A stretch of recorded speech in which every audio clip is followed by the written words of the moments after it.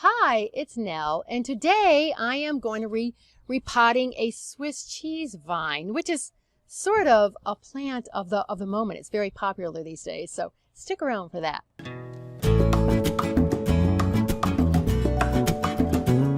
So I upload videos on a regular basis here on YouTube, on gardening, both indoors and outdoors. So if you like that sort of thing, please subscribe because I would love to have you come back. And if you're already a subscriber, I thank you. Hi. I know I've already done an intro, but it's about 6 or 7 weeks later. I batch film a lot of videos in spring because I'm in Tucson, Arizona, where it's very, very hot. So I try to get as many videos done as possible so I don't have to be outside in the 100-degree plus, weather. Because I like to film my videos outside.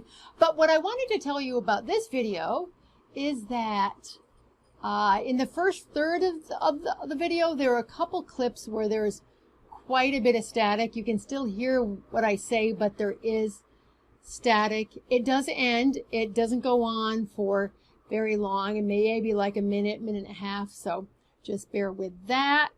If you don't want to, I always do a very detailed blog post or a more detailed blog post to go along with every video. So you can always check there for more details. It's mainly when I'm talking about soil and a few other things too. So the link to that blog post will be in the first couple lines of the description box down below. So I got my gloves on, all set to go. Let's just get into it. So this is a Monstera, same as the very popular Swiss cheese plant. So it's going to take the same mix, something that's really rich but drains really, really well. In nature, they grow along the forest floor, the tropical rainforest, and then up plants, trees and things. So I like to amend the soil with something like compost here. I have compost that's going to go in there. I have a nice organic potting soil. I use either Ocean Forest or Happy Frog. They're both from Fox Farm, both organic with lots of good stuff. And then this is Coco Coir, which is a nice rich material. It is the eco-friendly equivalent of peat moss. And then I have some cocoa chips here. And that is the blend that I am going to use. Now, if you live in a small apartment, you don't have a lot of room, you only have a couple plants, I'm going to leave a couple other soil alternatives in the blog post. I'm not going to go into it here, but this is the one that I use. My Monstera is doing great. Most of my plants in the Araceae family, I use this sort of a mix too, and it really works for them. But of course, I do a lot of repotting, I have a lot of plants, and I have a garage to store it in. So this is currently in a 6-inch grow pot, as you can see, and I'm putting it into an 8.5-inch grow pot. I just happen to have this. Most of them I've seen, like 99% of them I've seen are 8-inch grow pots, but this one happens to be 8.5-inch because this plant does grow fast, so I'm going to use that. I have some paper over the bottom because you can see there are a lot of drain holes, and it just holds the mix in when it's fresh until it kind of starts to get nice and I don't want to say compacted, but until it gets settled in the pot so it won't all come out those holes. And what this mix is, I already have it mixed up in here. It's just easier when I'm doing a smaller pot. It's basically half potting soil and half Coco Coir, and then I'm going to throw in a few handfuls of the compost for enriching and a few handfuls of the cocoa chips, just because that sort of mimics all that plant matter falling from above. All right, so it is now mid-May. Let's see, spring, summer, and early fall are great times to transplant, but I like to transplant at this time. I've done a lot of transplanting this year.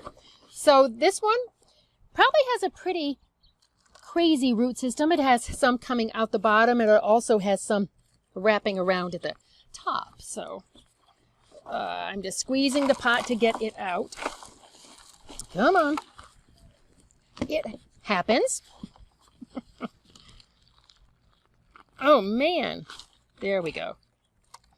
See, it was like caught up at the bottom right there. You can see how the roots are all nice and ready to go into a bigger pot. Okay, I'm going to gently tease apart these roots here. There we go. And there was a totally loose stem in here that, oh, here it is. I stuck it in with a floral pin. Hopefully I can get that back in there easily in the repotting here. So I'm just going to put it in here. And the next video is all about how I'm going to train this plant.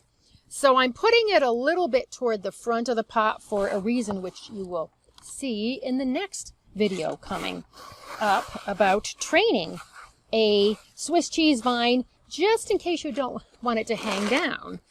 So I need to get a little bit more soil in the pot here to raise it up. And then I am going to go in and fill around the sides. All right, I have these couple of stems that have come out or are coming out. So I'm going to get the soil in around here. Do that. Oops, come on. I may have to, oh, nope, see. It's going to go back in. So that's good. So I'm just going to fill in with soil around this front part here, because in the back part is where the training device is going to go. I was going to say the training wheels, and the training device will go. So I'm going to leave that a little bit not quite filled in the back. And by the way, I watered this plant really well 2 days ago. It's been very hot here in Tucson. You don't want to transplant a plant that is really dry because it'll be stressed, and the repotting will stress it even more. So want to give it a good watering. And what I am going to do after I get the training device in, that sounds funny, is then I will put like about a 1/4-inch layer of worm compost on the top.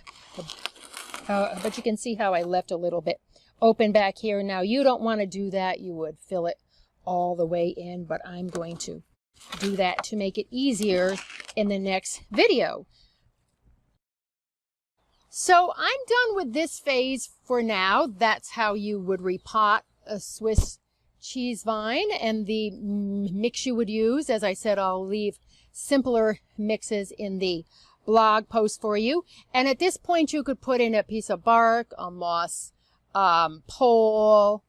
I'm going to do something else, which you'll soon see. You could do a trellis, different types of things to train it, or you could just let it vine and do its vining thing. But as I said, I want some of it to vine a bit, but I want a good portion of it to grow up because I have so many hanging plants.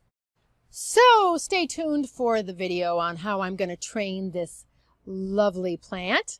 I thank you for watching. As always, I have a lot more videos coming your way, and I hope you have found this video about repotting a Swiss cheese vine, this sweet little Monstera, to be helpful.